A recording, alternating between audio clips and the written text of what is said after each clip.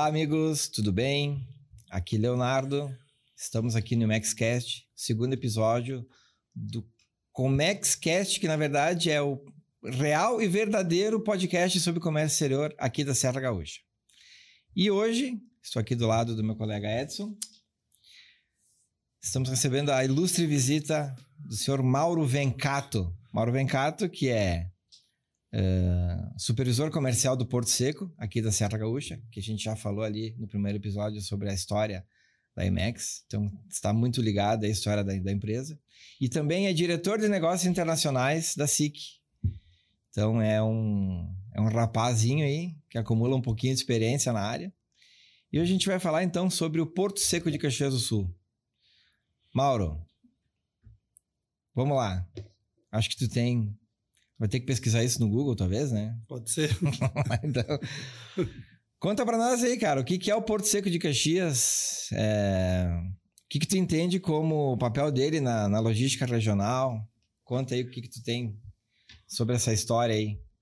Bom, primeiro eu tenho que contar um pouco sobre o Porto Seco, para o pessoal saber do que se trata, de onde é que veio, né, o porquê que a gente está aqui hoje, né? Então, acho que a gente tem que remeter lá ao século passado, para as pessoas que não são do ramo. Eu falo século passado porque o Porto Seco, o início do Porto Seco, isso iniciou lá em 1995. O embrião de tudo, porque a região aqui, todo o pessoal que não conhece a região aqui, a região serrana, que Caxias do Sul é a principal cidade, é uma cidade muito importadora e exportadora. Sempre teve nesse perfil aí todas as empresas tentarem exportar e importar. Na época, o pessoal da Câmara de Indústria e Comércio de Caxias do Sul, junto com a Universidade de Caxias do Sul, fizeram um estudo, né, para que a região ela se tornasse mais exportadora, né, mais importadora, e que tivesse uma facilitação nesse intermediário, que é o Porto Seco. Então, esse estudo foi feito na época e foi contemplado isso perante a Receita Federal, foi entregue um estudo perante a todos esses dados que precisavam. Enfim, e a Receita Federal entendeu de que precisaria um Porto Seco, e na época a gente chamava de EAD, que é a Estação Aduaneira de Interior, depois foi mudado para a terminologia Porto Seco. Então isso remonta lá em 1995. Aí a licitação aconteceu logo em seguida, e em 1998 foi que o Porto Seco, na época era Transportadora Simas, o nome da empresa, venceu a licitação para ter a prerrogativa de explorar esse tipo de serviço até no ano de 2018. Tá? Porque eu conto assim um pouco mais rápido para não se estender muito, sim. Mas enfim, foram 10 anos, com mais 10 anos, e terminou em 2018. 98, 2008, 2018. 2018, isso foram 20 anos de contrato. Hoje nós estamos de novo sob o contrato da Receita Federal, porque nós vencemos a licitação em 2020 e agora até 2045. Nós temos mais 25 anos pela frente. Tá? Então é só para o pessoal entender de onde é que veio o Porto Seco, né? O porquê que ele existe. Existe em outros lugares também do Brasil, obviamente, não é só aqui na região. A gente tem, aqui no Rio Grande do Sul são mais 2 Portos Secos e mais 2 que são CLIAs. Aí são os centros logísticos industriais e tal, que são parecidos os serviços, mas são 5 portos secos, vamos dizer, que tem aqui no estado do Rio Grande do Sul. Então esse é o jeito de como nós estamos trabalhando até hoje. Né? Então inicia-se por aí. Bacana, show de bola. Na tua visão, assim, podia dar um contexto para nós, assim, qual foi assim, a importância na economia e no desenvolvimento de Caxias do Porto Seco? Então, seguindo essa linha de raciocínio, isso aí, o que a gente pode dizer? Depois, eu estou no Porto Seco há 25 anos, então eu conheço a história inteira, sei do que foi isso, de como está tudo isso, e eu vi na região um desenvolvimento muito maior. Vide a própria grupo IMEX, que também surgiu em função do Porto Seco. O Porto Seco, na verdade, ele foi um aglutinador de todos esses serviços periféricos que tem. Né? Então, tanto para importação, obviamente, diretamente por causa do importador, por causa do exportador, mas também os periféricos, são pessoas que trabalham no comércio internacional, são empresas que surgiram no comércio internacional, são outras transportadoras, então a gente tem assim um núcleo, os portos secos, os portos, eles conglomeram vários tipos de serviço. Então esse desenvolvimento ele aconteceu. Né? Para quem não é do ramo, fica um pouco mais difícil a gente entender ou ver isso. Mas nós que somos do ramo, tu, Edson, também já está no ramo há muito tempo, tu sabe disso, né? A gente já é cancheiro nesse negócio, então tu também participou disso e viu o quanto a gente desenvolveu a região aqui com a questão de ter um porto seco. Porque a região aqui, como eu falei antes, a região ela sempre foi exportadora, né? E também ela tentava importar. Só que a gente tinha regiões daqui do estado do Rio Grande do Sul que eram mais desenvolvidas nesse sentido. Vide a região de Novo Hamburgo pela questão da exportação de sapato, né, do calçado. Muito forte, né? Muito mais forte. Então, eles estavam muito mais adiantados, apesar de não ter Porto Seco também na época lá. Porque os dois Portos Secos começaram no mesmo momento. A de Novo Hamburgo, hoje, a gente fala muito de Armazéns e o Porto Seco de Caxias. Isso. Eles são iguais de tempo. São uns 25, 26 anos de estrada. E nesse sentido, então, a gente aqui na Serra, a gente viu muito mais esse tipo de desenvolvimento, né? As empresas também se sentiram mais à vontade em fazer os serviços aqui. Né? Esse é um ponto que tu toca que eu acho interessante, porque eu tenho o grande, o médio e o pequeno empreendedor, né? O pequeno, quando tu fala assim, tem que fazer uma importação, quando ele vê a figura do porto e do aeroporto, ele meio que se assusta, né? Mas eu vou ter que ir, né? Então, tu trazendo para cá, parece que ele enxerga mais a coisa mais perto dele, mais palpável, digamos assim. É assim. E se sente assim. mais à vontade, entendeu? É assim. Eu acho que a proximidade é o que deixa a gente tem vantagem, vamos dizer, em fazer, por exemplo, um Porto de Rio Grande, que está lá a 450 quilômetros, ou Uruguaiana, que nem me lembro quanto é que está, acho que 550 quilômetros, que é uma região de fronteira, né, que a gente chama de zona primária, ou um Porto de Santos, Paranaguá, Itajaí, Itapuá, enfim, todos esses, Itajaí, todos esses pontos de fronteira. Então, os portos secos eles trouxeram para mais perto a carga e para a zona consumidora, tanto na hora da importação como na hora da exportação. E isso também, isso que tu falou, Edson, eu acho que é de suma importância. O pessoal gosta de ver, ou gosta de ter as coisas um pouco mais próximas. E pelo fato de tu ter a coisa muito próxima, fica fácil de enxergar. Isso. E o controle é melhor. Porque eu sempre digo, todas as empresas, ou as pessoas que trabalham nas empresas, querem visitar o Porto Seco, não tem problema nenhum. As portas estão abertas, até porque quando tem uma carga de importação que alguém queira ver antes de ela sair, ela pode ser vista, não tem problema nenhum. Diferente do porto, da zona primária, né? Porque tem toda uma restrição de segurança, o pessoal chegar, que também tem aqui. Claro. Mas acho que dentro de uma zona primária existe todo um protocolo, né? Que existe. Que nós acompanhamos, né?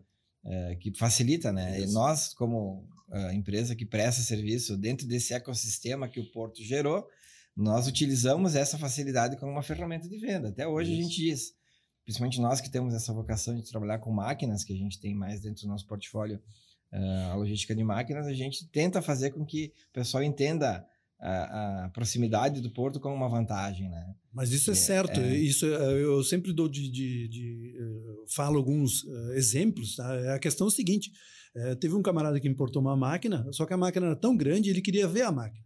Beleza, eu digo, tu vem aqui, e o cara era daqui de Caxias, pô, ele tava a 5 quilômetros aqui, ele não tava a 400 quilômetros para ir ver a máquina em outro lugar.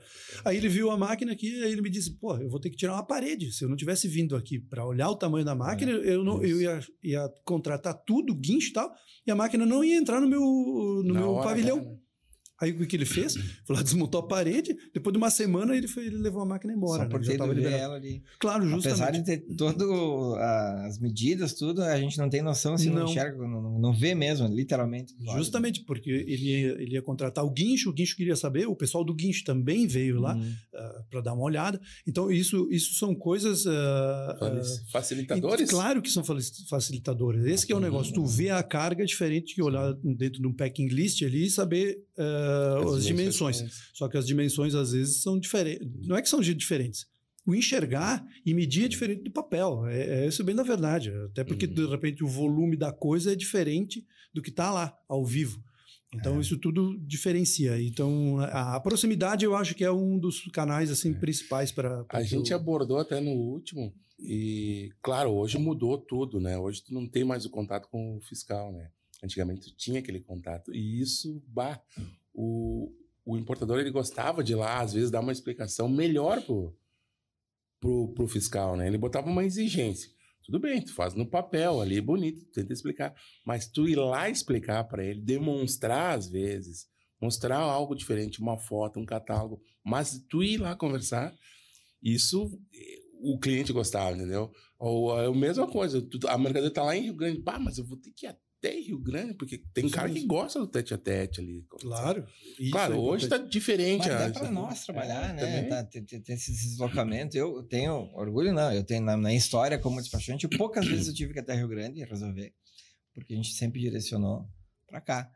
Né? Isso a gente sabe que hoje, né, a pandemia mostrou, né, quanto o relacionamento pessoal é importante, né? A gente ficou sem e viu que isso deu falta. Então, para fazer essa operação andar dentro de uma zona secundária, assim, até inclusive eu recomendo para quem lida com máquinas que observe muito bem essa questão, né? Quando o teu prestador estiver te oferecendo um serviço de logística, transporte, manuseio, que pense não uma vez, duas, antes de liberar essa carga no porto, porque assim, ó, é incrível como o pessoal no porto não observa nada e o cuidado que o EAD tem com máquina e equipamento é uma coisa que não se compara a um porto.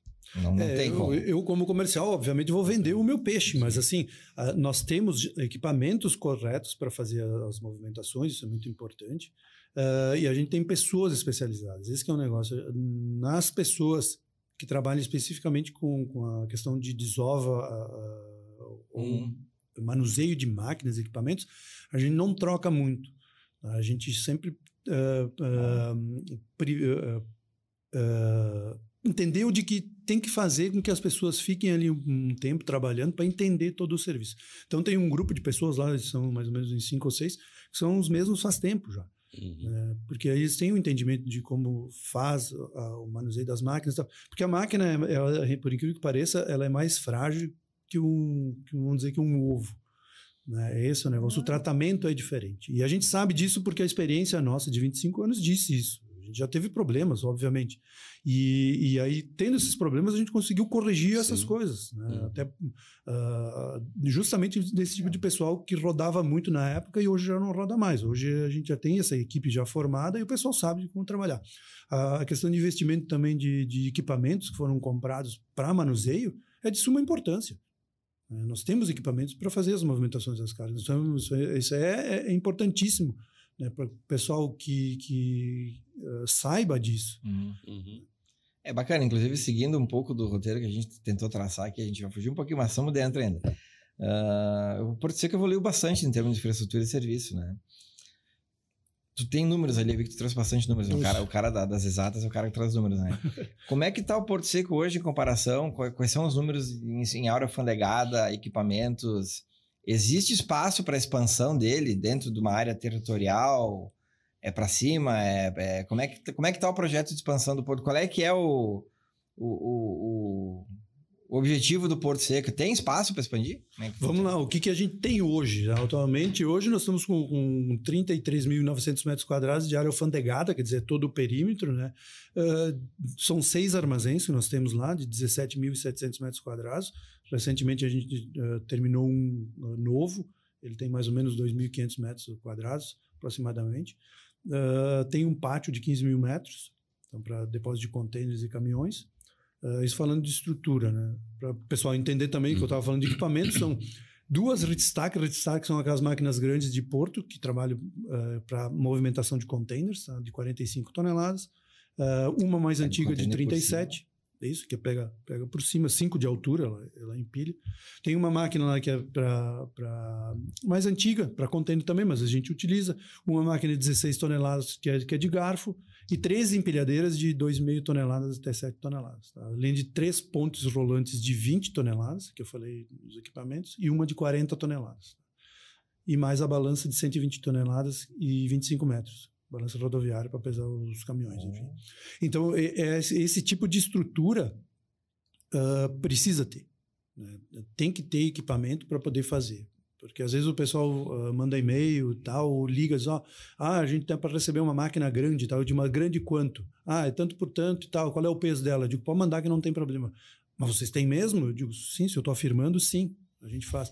Porque eu sei que os outros portos secos não têm esse tipo de equipamento, tá? E nós temos esses equipamentos para fazer.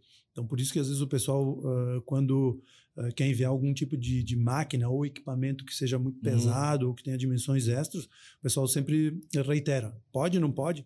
Então, a gente banca, a gente consegue fazer isso. E a questão de expansão, ela não é muito grande, tá? A expansão, o terreno lá que a gente tem, ele é um terreno que não pode ser ocupado, obviamente, na totalidade, mas assim tem uma área de expansão de aproximadamente 4 mil metros ainda. Então, 4 mil metros? 4 mil metros que poderia ser expandido. Porque o tamanho do Porto Seco hoje, ele atende. Ele atende. Então, claro que nos últimos 10 anos, mais ou menos, a gente viu um crescimento um pouco mais rápido do que os outros anos anteriores. A gente teve ali um boom de trabalho ali em 2011 até 2013, 2014, depois aí teve uma baixa na economia, mas ali foi uma coisa assim um pouco fora da curva, como a gente costuma dizer, e todo mundo trabalhou desse formato aí, né, naquele período.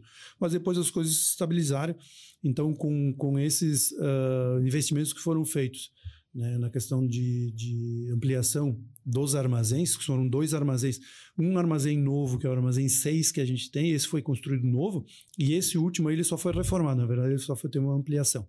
Então a quantidade de armazéns a gente só aumentou, nos últimos anos aí nós aumentamos 2 armazéns. A maior parte da área de vocês hoje ela é coberta, então, né? Ela é fechada. Quase, isso, vamos lá, 55% hoje está fechado, né? Então, é porque para nós é importante a gente ter esse tipo de área coberta, porque muitos equipamentos não podem ficar no tempo. Né? Então, hoje esse último armazém que foi construído, ele tem de pé direito livre, são 15 metros. Né, para poder movimentar a máquina. Ele tem 18 de altura. Então entra a máquina, essas Rittstacker aí que eu comentei, elas entram e conseguem içar um container ou içar uma máquina embaixo do pavilhão. Então, dia de chuva a gente pode trabalhar tranquilamente. Eu ia dizer isso. Né? E aí o depósito da mercadoria, da máquina, ela fica em fechado, lugar fechado, e não fica no lugar aberto. No lugar aberto é só algumas máquinas diferentes lá que às vezes a gente não consegue movimentar ou porque elas podem ficar lá, a gente deixa. Mas senão a gente vai deixar em armazém, que é muito melhor, né? A gente dá uma resposta melhor para o cliente na questão do cuidado que a gente tem com a mercadoria dele. Né? Bacana. É uma área, inclusive é um diferencial do Porto, né? Na Caxias é uma cidade que chove bastante, tem chovido bastante, a umidade é muito alta, ter fechado... Ter feito esse pavilhão fechado, eu vejo, por exemplo, em outros lugares que a gente trabalha em outros portos, né? Não tem. A gente entendeu que foi um ponto de referência do EAD, que trabalhar com um armazém fechado. Precisa. Alto, né? Precisa. A gente entendeu isso foi também. Muito bom. Precisa ter esse tipo de coisa, porque isso era uma deficiência que nós tínhamos. Né? Na época de chuva, nós não conseguimos trabalhar da forma que a gente gostaria. Né? Tu fica muito travado na questão, tá chovendo agora, tu não consegue descarregar o caminhão, fazer um carregamento e tal. Então, isso são questões, assim, parece simples, na hora de conversar, ou para quem não entende muito do assunto, mas para nós é de suma importância isso. Depois nós vamos contar umas historinhas para dar risada, mas eu me lembro que na época, eu digo, mudou muito hoje, mas eu me lembro da vistoria física, eu lembro de um cliente que me disse, nós tínhamos deficiência para fazer a vistoria, mas eu estou dizendo isso 20 anos atrás, 10 anos atrás. E estava chovendo muito, e aí o fiscal ele cancelava a vistoria por causa da chuva, não precisava estar aberto lá. E aí eu me lembro que o meu cliente disse, mas se chover 2 meses... É isso. Perdi a mercadoria 2 meses por causa da chuva, né? É verdade. Mas claro que não ia acontecer isso, mas é um questionamento que ele faz, né? Claro. Então, hoje com isso a gente já fica muito mais tranquilo, porque se tiver alguma mercadoria que esteja lá no lugar aberto, a gente transporta ela. A gente leva para o lugar fechado e faz a vistoria. Tanto que a Receita Federal, ela, uns anos para cá, ela solicitou para que tivessem áreas de vistoria dentro dos armazéns. Então, eu tenho um quadrado lá dentro de armazéns, já pré-determinado, que a mercadoria eu tenho que colocar naquela areazinha lá. Sim. Então, aí existe uma câmera lá que fica filmando, a gente mexer na mercadoria, enfim. Mas ela tem uma área específica para fazer aquele tipo de serviço. Para nós até ficou melhor. E aproveitando, Mauro, assim, nesse gancho, tu colocou aí números, tu colocou os equipamentos, tudo que o EAD fez. Aproveitando o gancho, na tua visão, assim, quais são os grandes desafios do EAD agora na questão logística, né? Quais são os desafios daqui para frente, digamos assim, que tu mais entende, assim, que o EAD vai ter? Eu até ontem estava comentando, e já faz dias que eu já venho pensando a respeito disso, é a facilitação do que a Receita Federal esteja tratando as liberações das mercadorias. Isso vai ser um desafio, acho, para toda a zona secundária. Para quem não conhece, a zona primária, porto, aeroporto, fronteira. E as zonas secundárias são os CLIAs, que eu falei, que é o Centro Logístico Industrial Aduaneiro, e os portos secos. Isso vai ser para todo o Brasil. Eu acho que essa facilitação, isso vai ser um desafio daqui para frente, para que a gente consiga entender como vai funcionar toda essa parte de facilitação do comércio internacional perante a Receita Federal. Está implementando todo esse... Um novo processo de importação, com a do INPE. Tu acha que isso pode gerar um pouco vai mexer um pouco com a operação do Porto Seco, da zona secundária? Provavelmente vai fazer isso, porque a gente já viu um movimento na questão do aéreo. Né? A carga aérea ela tem se tornado mais fácil para liberar na região aeroportuária. Isso eu vi aqui em Caxias do Sul com Porto Alegre. Não estou falando agora com todo esse problema que a gente teve no aeroporto de Porto Alegre, ele está fechado, mas essa implementação começou já em 2023, né? E a gente viu uma baixa de mercadorias que eram transferidas para a região secundária, para a zona secundária. Então, assim, até o pessoal entender, a gente tem, então, um aeroporto, né, que trabalha com cargas, né? É um aeroporto internacional, cargas, né? Que é a Salga do Filho, em Porto Alegre. O pessoal transferia cargas do Teca para liberar em Caxias, assim como se faz em Rio Grande para cá. Então, teve uma diminuição nesse volume, mas tu não acha que, de repente, é em função da própria concessão que o aeroporto teve, né? Porque a gente tem a Fraport, que presta um serviço relativamente bom, e aí a gente começa a entrar, às vezes, não está nem na pauta, mas é uma coisa que a gente domina bem. De talvez a zona primária ser considerada um concorrente de uma zona secundária em termos de custo para o cliente final. Tu não enxerga que daqui a pouco foi isso que mexeu um pouco? Foi a concessão do aeroporto e as vantagens que eles ofereceram para o pessoal que trazia cargas para cá através da negociação de tarifas ou equipamentos, alguma coisa assim? Pode até ser, mas eu acho que o ponto fundamental acho que não foi isso, porque antes essa mudança, a gente não via isso.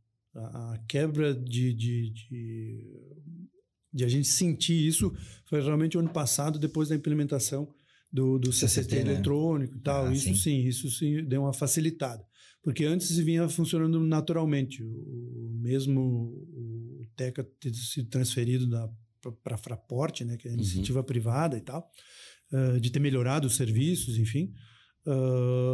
Não foi essa linha divisória, não. Isso foi depois do CCT, que teve uma facilitação.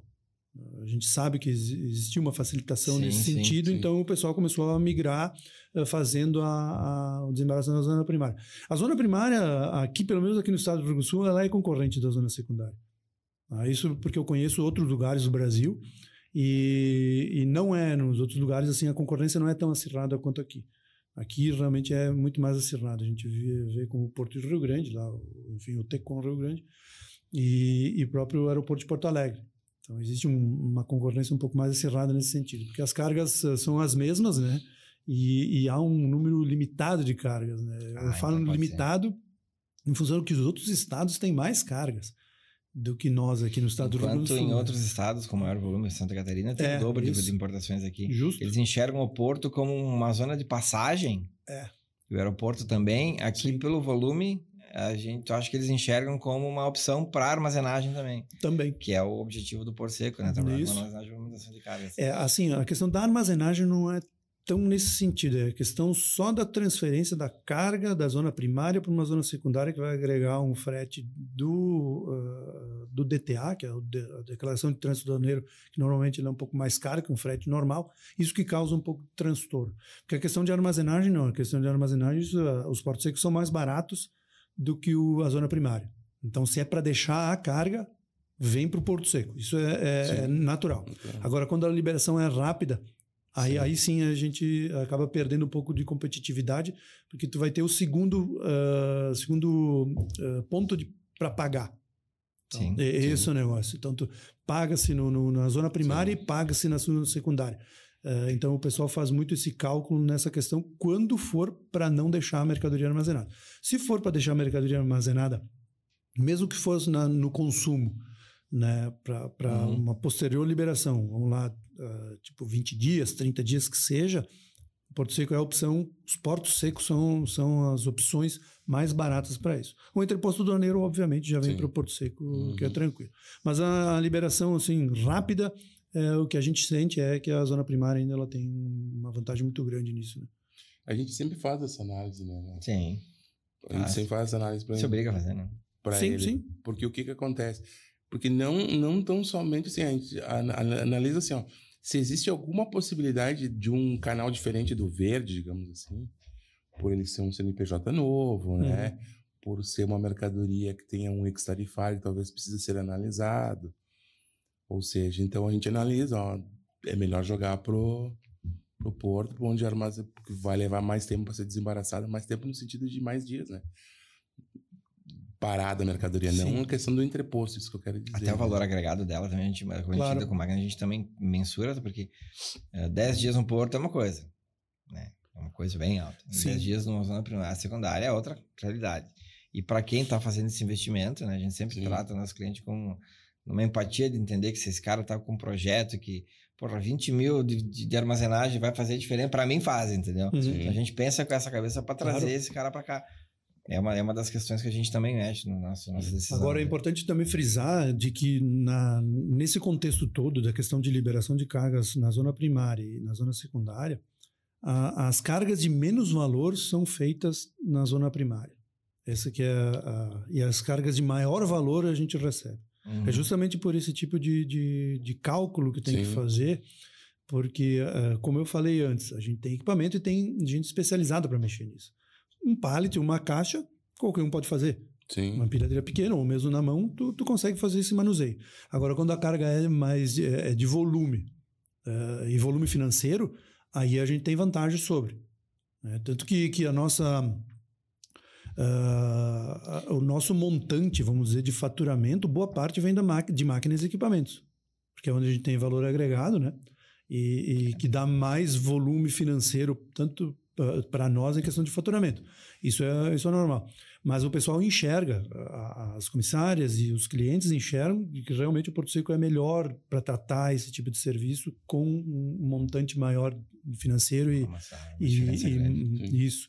Então, nesse foco, a gente eu pelo menos tenho feito isso há muitos anos já na área comercial, enfocar para que o cliente, o importador, enfim, o exportador, ele faça o serviço conosco nesse nível aí, enfim, desse tipo de mercadoria.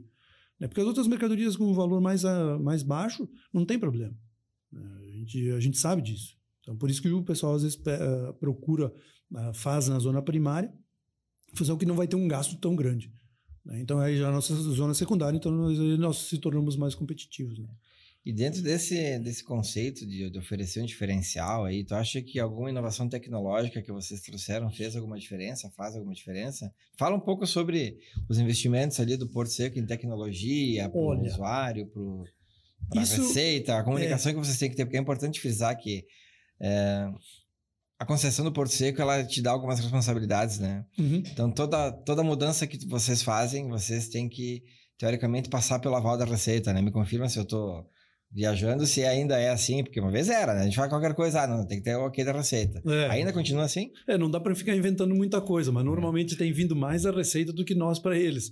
Porque como a gente não consegue criar tanta coisa, porque existe como a concessão, a permissão, ela tem um contrato, esse contrato tem que seguir. E a gente tem um regulamento aduaneiro, portarias e instruções normativas que podem determinar certas coisas, né? É aquele regimento que a gente tem. Então, a gente não consegue inventar muita coisa. Mas, assim, na parte tecnológica, a gente é empurrado, vamos dizer, pela Receita Federal para ter essas melhorias. E a gente vem fazendo o que a Receita solicita para fazer, a gente vem fazendo. Então, investimentos em câmeras de monitoramento, o OCR, que é o leitor de placa e número de containers. E o grande investimento que a gente fez, aí eu digo, o investimento foi financeiro e investimento de como a gente fez todo esse processo para que ele funcionasse.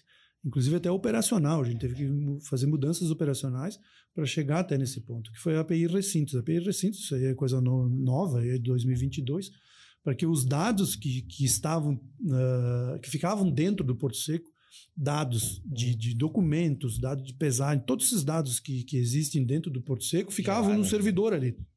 E hoje não, hoje ele é transmitido online.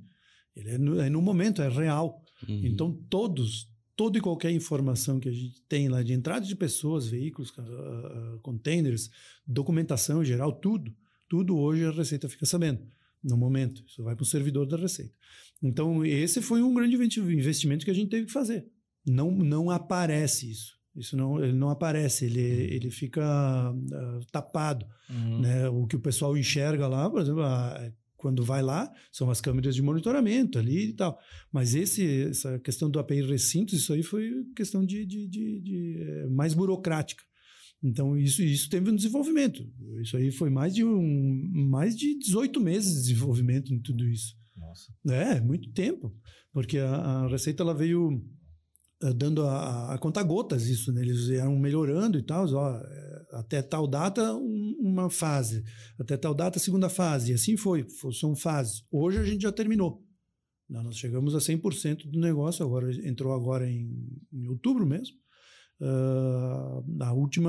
a fase do negócio. Então nós já estamos 100% trabalhando.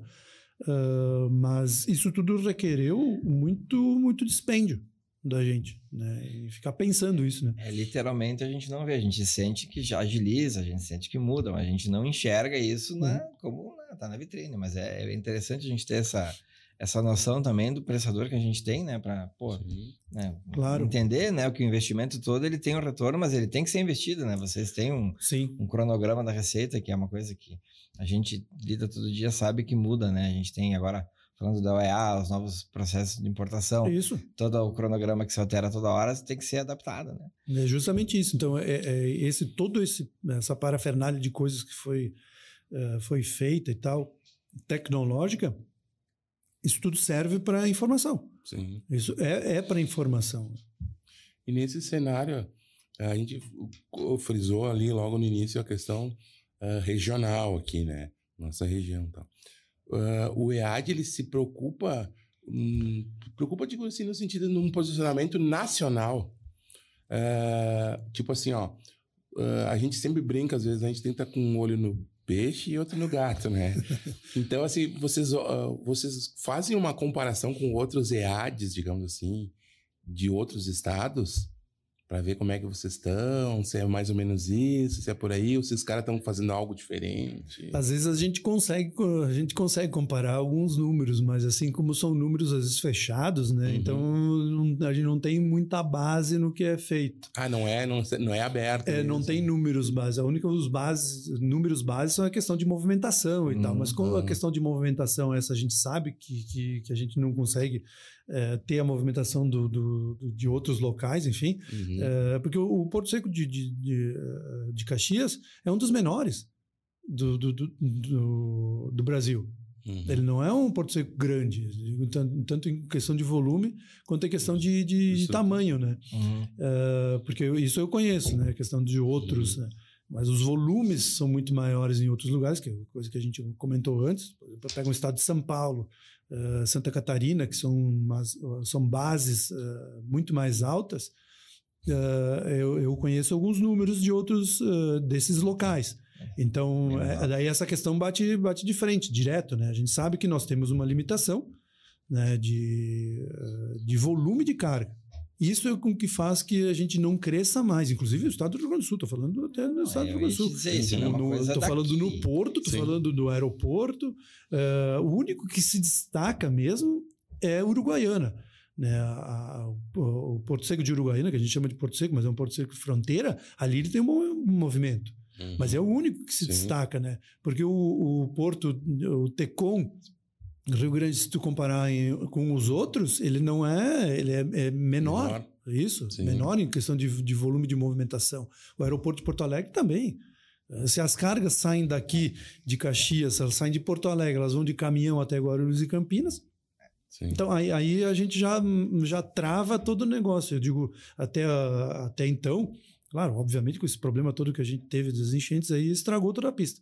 Mas eu digo, a pista antes tinha mais de 3.100 metros. 3.100 metros, tu pode trazer um avião grande para cá. Tanto que veio aquele Antonov que passou um tempo atrás, veio trazer uma peça ali para celulose e parou em Porto Alegre. Mas não vem outros aviões maiores aí. Então é aquele negócio, não tem carga porque não tem um avião, ou não tem avião porque não tem carga. Então fica nesse dilema. Sim. Então a gente não tem potencial talvez de carga para que um avião desça com 70% da carga, porque menos de 70% ele não vem, né? E ele também tem que decolar com esses 70%, né? Senão não vale a pena. Então eu acho que o que falta para nós aqui do Estado do Rio Grande do Sul é volume de carga. Isso é uma realidade que a gente vive dentro do que, né, tu foi comparar, a gente acaba indo viajar ou tendo clientes de outros estados, a gente vê que o Rio Grande do Sul tem bastante caminhos para percorrer para poder chegar num... Isso é uma questão estrutural, né? Uma questão... Começa lá em cima, na estrutura política, até a sociedade que trabalha nela, assim. Eu vou dar uma avançada um pouco, a gente tem uns minutos ali, a gente vai criar o nosso quadro se chama Ganho Pouco, mas Me Divirto. Isso é bom. Isso aí a gente vai tentar manter, porque assim, nós vivemos essa realidade do despacho aduaneiro, né? Dentro do que a gente propõe, e cara, assim, é uma cachaça, eu falei com fui num bar esses dias aí, tomar um café, encontrei uma pessoa que é da área, né? E aí disse, nossa, fulana, como é que tu tá? Ela, tô bem. Mas tu não tá mais na área, diz ela, não, mas eu não consigo mais sair da área. Então, assim, esse quadro, ganho pouco, mas me divirto. Nós temos histórias, né? Temos algumas histórias engraçadas. Eu fiquei muito tempo dentro do Porto Seco, né? Porque acho que no primeiro episódio a gente falou sobre isso. Eu iniciei minha carreira profissional dentro do Porto Seco e fiquei lá um tempo, né? Dentro da sala dos despachantes, utilizando a estrutura que o Porto me concedeu para poder trabalhar, né? Depois, como foi crescendo, naturalmente a gente teve que ir para um outro lugar. Mas desses 20 e poucos anos aí, tu te lembra de algum episódio que, esse troço marcou minha vida dentro do Porto, né? Da tua vivência? E tu quer compartilhar com nós aí, dentro desse conceito, ganho pouco, mas me divirto, marcou minha vida, o que tu tens aí? Tu deve ter bastante história. Eu acho que deve ter bastante história, assim, de momento eu até não lembro direto, mas assim, eu lembro de uma passagem lá que teve eu lembro que teve uma passagem lá que chegou uma carga, e aí descarregaram e tal, enfim, aí o cara veio coletar lá, e aí ele perguntou o que é que tinha dentro da carga, né? O que era aquela carga, e ele viu o valor da nota daquele lá. Aí ele disse que ia chegar em casa lá e ia dizer para os filhos e todo mundo, quando vocês... eu vou comprar uma linguiça salsichão, mas se vocês botarem a pele fora, eu arrebento vocês, porque é muito cara. O que era? Vinha do Chile, vinha a tripa de gado dentro daqueles tambores, né? Que é para fabricação de salsichão e linguiça. E ele disse, se eu ver vocês botarem a pele fora do salame da coisa, vocês vão apanhar, porque isso aí custa uma fortuna. O cara tinha percepção diferente só de botar a mão, né? A gente muitos dias bota a mão nas notas, né? É verdade, o cara enxergou no valor lá, ele ficou assustado, porque realmente era um produto que o cara não até acha estranho, mas enfim, que Tinha uma época, me permite contar? Não, vamos, é muito Tinha uma época, até, tu tá na área comercial agora da EAD, mas eu me lembro que tu ficava lá dentro do armazém, tu era o fiel depositário, eu acho. Continua ainda. Continua sendo fiel. E aí o que acontece? Daí tu tinha que falar com o fiel depositário, né? Pra ele separar a mercadoria, né? E aí teve um cliente meu que ele caiu em canal vermelho, né? Nós tínhamos que ir lá fazer a vistoria presencial, né? E aí ele me dizia assim, ó, esse cliente era esperto, ele dizia assim, ó, Edson, tá em canal vermelho, eu avisava ele através do status ali, ó, o fiscal marcou a vistoria física para hoje. Ele sabia, ele me disse assim, ó, eu sei que tu fazendo a vistoria física não é que em seguida já vou ter a mercadoria, eu sei que tem várias etapas, mas eu gostaria que tu vencesse essa etapa da vistoria física, porque eu preciso programar meus materiais aqui baseado no que tu vai me informar. Então, eu preciso que tu faça essa vistoria hoje. Se adiar para amanhã ou depois de amanhã, atrapalha. Se não, beleza, missão dada, missão cumprida. Vou lá pro EAD fazer essa vistoria. Aí cheguei lá, falei contigo, tu separou a mercadoria, chamamos o fiscal, né? E fomos fazer. Aí no decorrer eu disse pro fiscal, tu vai fazer 100%, 50%? Não, eu vou fazer aleatoriamente 50%. Ele chegava lá e apontava a caixa, né? Essa. E aí tu ia abrindo, eram caixas de papelão. Eu me lembro que na última caixa, eu já no meu pensamento, venci essa etapa, né, agora. Na última caixa tu abriu e quando tu puxa assim, vem um pó, né? Pó na nossa direção. E aí o fiscal, ele começa a espirrar ali, mas pensa assim, ó, espirrar. Cara, na minha cabeça, eu não posso adiar essa... na última caixa, tô falando devagar aqui, mas o raciocínio é rápido, né? Eu disse, o que eu faço, né? E ele pensa um cara espirrando, assim. E aí eu me lembro que tu tá, assim, na diagonal minha e ele tá aqui, assim, espirrando. Aí quando eu pensei, assim, em falar contigo, eu só ouço assim... O Mauro tá dando risada, cara, eu não posso olhar pra ele, cara. Daí, assim... Mas eu tenho que falar com o Mauro. Aí eu me viro assim, ele tá com essa cara assim, já rindo, cara. Aí eu começo a dar risada, né? Aí ele disse assim... e o cara ali, vai, espirrando. E é o estupim, né? A puxada de granada, ele olha assim, me lembra como se fosse hoje. Ele me olha assim pra mim e diz assim... Que deu ali? Cara, aquilo ali eu comecei a rir, nós começamos a se passar de dar risada, e o fiscal se passando assim que ele olha pra nós, e nós dois dando risada dele. Ele disse, acabou a vistoria. Ele disse, não, pelo amor de Deus. Ele disse, não, acabou. Rimos muito e fomos presos, né? Isso. Aí ele disse, acabou, virou as costas, disse, não, e eu fui atrás, assim, eu me lembro que a última visão que eu vi, assim, que eu olho pra trás, o Mauro tá em cima das caixas dando risada, né? Porque a situação era engraçada, né? Mas conseguimos encerrar então a vistoria antes do negócio. Mas ele quis continuar no dia seguinte aquela única caixa. E como é que chega pro cliente e explica, cara, não fiz a vistoria. Aí entra um outro departamento, é como tu explicar pro cliente que a vistoria foi interrompida por um excesso de espirro do cara. Mas eu me lembro que eu não podia olhar pro Mauro que eu começava a rir. Eu sabia que se eu desse risada ia acabar o negócio, né? Mas essa foi uma situação engraçada. Eu me lembro quando eu tava na sala lá, tinha um pessoal que vinha lá. Então, a Receita Federal tem departamentos, né? E na época tinha essa Ana. Cara, quanta gente eu atendi procurando a Ana. Eu quero falar com a Ana. Sim, isso, pessoal. Sim. Quem? Sim. A Ana. Mas a Ana do financeiro? Não, essa Ana da Receita. A dona Saana. Eu digo, mas a Ana da Receita, mas... Não tem ninguém com esse nome. Não, mas eu tenho até aqui um documento, eu tenho que entregar pra Ana. Aí o cara leva assim, para essa Ana. Eu digo, puta... Mas o pessoal procurava a Diana, lembra que tem a Diana. A Diana também, A Diana tem essa Ana que era aqui e tinha a Diana que era em Porto Alegre. O pessoal ligava lá e pedia pela Diana. Eu digo, eu acho que vocês se enganaram de nome, né? Eu digo, como é que tá escrito? Como é o sobrenome dela? Não, eu digo, isso é um departamento, uma sigla. Porque era o SA, né? Senhora... É isso. Ana. Não, aí não. Eu acho que tu tá no lugar errado, né, cara? Sabe que a gente também, né, o pessoal que... Né, o ecossistema que tem, o EAD, tu falou uma coisa legal no início, que assim, a gente tem transportadora, tem armazém, tem despachante, a empresa, a contabilidade, se envolve um monte de... Sim. Tu faz um ecossistema gigante, né? E assim, às vezes nós ali como despachantes da ponta... Tu não consegue explicar pro pessoal. Eu tive situações que foram legais, mas teve umas que, lembro que teve uma ocasião que, liberou uma carga. Era final de ano. E o cara veio com a família num caminhão. Na época tinha os fiscais ali dentro. Sim. E eu disse, velho, eu tô indo, né? Então o cara, deixa eu chamar aqui. O cara me chamou lá. Cara, é o seguinte, eu vim com a minha mulher de Uruguaiana, papapá. Tô com meu filho dentro de cara. E era tipo assim, feriado, final do ano, acabava na quarta e só na segunda-feira ia. E digo, bah, cara, eu consegui ligar pro fiscal aquela vez lá, só o seguinte, tal, na época que a gente tinha esse contato, né? Sim. Ah, o cara, não, já saí, já fechei, já expliquei pro cara, o cara voltou, não vou dar os nomes assim, mas o cara voltou pra lá, porque na época tinha que fazer, hoje faz tudo remoto, né? Eu lembro até. O cara voltou, fez a liberação, bah, o cara me agradeceu de um jeito assim, cara. Ele disse, não, cara, é a nossa função e tal, né?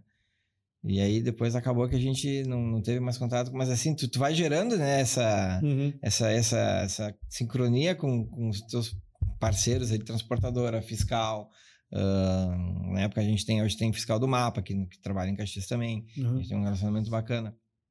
É bastante historinha, cara. A gente cultiva há vários anos de... Aquele cara que é insistente, né? Aquele cara que... Nossa, tem que ser hoje, cara, mas não funciona. Não funciona assim. Tem que fazer a vistoria, tem que fazer documentário. Não, mas eu vou ficar aqui. Como é que é o cara aquele do final do ano lá? Ah, sim. Era um cliente que chegou ali, acho que era o cara de Erechim, se não me engano. Era lá de Erechim. Meu Deus, cara. Ele queria muita mercadoria e tal, né? Disse, cara, assim, ó... Hoje não tem expediente, né? Porque nós ficávamos ali fazendo a papelada, ajeitando as coisas, mas a Receita já não tinha expediente, era véspera de Natal, a parte da tarde, só tinha estagiário ali e tal, né? Mas isso tudo já era avisado, né? Sim. Antecedendo, ó, o expediente até o meio-dia, depois do meio-dia expediente interno. E ele olhava pra mim assim, dizia assim, tá, mas e aquela mocinha ali dentro não pode me ajudar, né? A estagiária da Receita, né? Disse, não, aquela mocinha não vai te ajudar. Não tem, né? Não tem como. Às vezes o pessoal não sabe muitas das coisas, não quer entender também, né? Pois mas, enfim... é que assim, tem aquela coisa, né? Tudo é avisado previamente, né? Claro, os horários, se vai ter expediente. Mas as pessoas, tipo assim, aquela coisa, não, eu já tenho, né? Sim, isso, vai tentar, né? Mas às vezes nem sempre consegue. Porque às vezes a gente quer fazer a coisa, quer fazer acontecer, só que são etapas que têm que ser seguidas. Exato. Né? E a gente não consegue pular etapa. Né? Hoje como eu expliquei antes para vocês, essa burocracia que foi criada, hoje a minha operação lá dentro ela é um pouco mais demorada, porque eu tenho várias etapas para cumprir. Né? Então, às vezes, o pessoal quer alguma coisa muito rápida, eu não consigo fazer o muito rápido. É esse o negócio, porque a etapa burocrática ela tem que seguir o rito. Né? E o serviço, ele não pode ser paralelo. Mas se eu fizer antes o serviço de fazer a parte burocrática, não está certo. Eu tenho que fazer a parte burocrática para depois fazer o serviço. Então, às vezes, o pessoal não entende muito nesse negócio, porque o pessoal não está lá dentro todo dia, né? Então, hoje, é o que eu digo, se antes, assim, da entrada e saída de um caminhão, ele demorava meia hora, hoje ele está demorando 45 minutos para fazer o mesmo serviço que ele fazia há um tempo atrás. Né, por causa da burocracia. A gente tem que fazer as coisas em etapas, né? Sim. Muitas vezes a pessoa diz, mas eu já te dei a nota. Mas não é tudo isso. Até porque hoje o imediatismo é muito evidente, né, para todas as coisas, né? O pessoal acha que tendo o notebook na frente, tu dando um enter aí, a coisa vai acontecer. Não é assim que funciona, né? Eu trabalho com logística faz muito tempo, eu sei como é que é desovar um container. Eu chego lá, o cara abre o container, aí o cara diz, eu achava que eu ia desovar ele.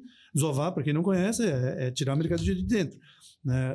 Achava que ia fazer esse serviço em 1 hora, demorou 4 horas para fazer o serviço, e aí? Mesma coisa na hora do carregamento, né? Então, tudo é muito demorado, as coisas não são feitas assim automaticamente e tão rápidas quanto as pessoas às vezes querem que seja. Né? Isso é um problema hoje. A gente tem hoje, que eu digo já de uns anos para cá, essa questão do imediatismo, de a gente dar as informações antes de acontecer a coisa. A gente está quase no final, a gente vai fazer uma consideração. Existe uma falsa impressão com a tecnologia, te pergunto algumas coisas, de que isso traz uma agilidade, que isso traz um processo mais... Como é que é? Não digo célere, assim. Célere, enfim. Só, na verdade, o que a gente enxerga como prestador de serviço, né? Então, nós estamos no mesmo barco aqui. Não é o que vendem, né? A tecnologia, ela vem, ela ajuda, ela muda o cenário, mas ela não... Em algumas coisas, ela dificulta. Sim. Então, isso é uma coisa que nós, como prestadores de serviço, que somos contratados por alguém para cuidar daquela carga, e a gente tenta explicar, amigo... mas eu vi que vai vir um novo processo. Nossa, coisa que eu mais escuto. Novo processo de importação vai agilizar tudo. Cara, isso. Mas se tu soubesse como é que funciona, entendeu? Pero não mútil. Pero não mútil, pero não tem. Então a gente tem esse trabalho, né? Mas assim, considerações finais, não sei se tu quer dar um release para nós aí, quer fazer um merchan aí para o pessoal aí que quer... Eu particularmente faço merchan para o Porto Seco de Caxias pela nossa proximidade de entender também que vocês têm essa expertise de lidar com equipamentos que nenhum outro lugar do Brasil tem. Eu tenho isso com propriedade para dizer que a operação de máquina aqui em Caxias é 100% segura, histórico, né? De 20 anos que a gente faz isso, nós pelo menos, né? Então, da minha parte, é o que eu digo. O pessoal que quer se aproximar da sua mercadoria importada e exportada, utilize o Porto Seco, pesquise sobre...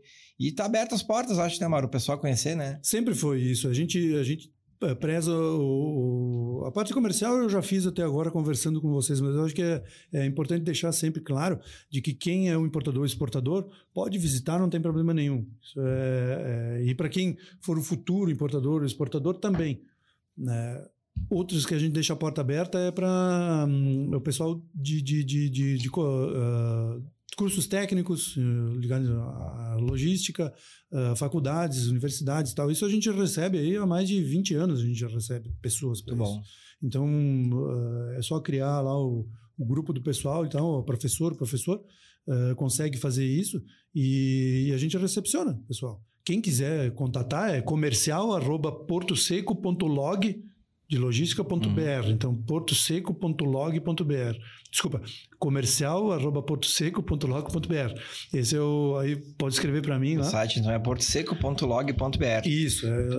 Então, aí pode entrar em contato e tal. E isso todos os anos, enfim, os semestres, o pessoal recebe eu recebo, né? Enfim, as demandas e tal. A gente ajudou o pessoal, já acompanhou o pessoal na visita técnica, né? Uma coisa bem legal.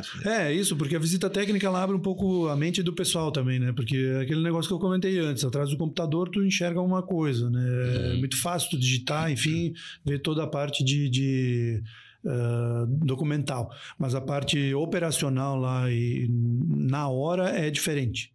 É diferente tu enxergar a coisa. É a mesma coisa quando o pessoal vai até o aeroporto enxergar ali um avião, ou quando vai até o Porto de Rio Grande lá, por exemplo, ver uma movimentação. Quem já teve oportunidade, a gente já teve a oportunidade isso, né? de ver isso. É muito legal. De fazer lá uma visita no Porto de Itajaí, no Porto de Navegantes, no Porto de Itapoá, eu já tive oportunidade, fui em Rio Grande também. Então isso é legal. Eu acho que para quem é de logística, eu digo, onde tiver coisa se movimentando, tem que dar uma olhada. O movimento é tudo.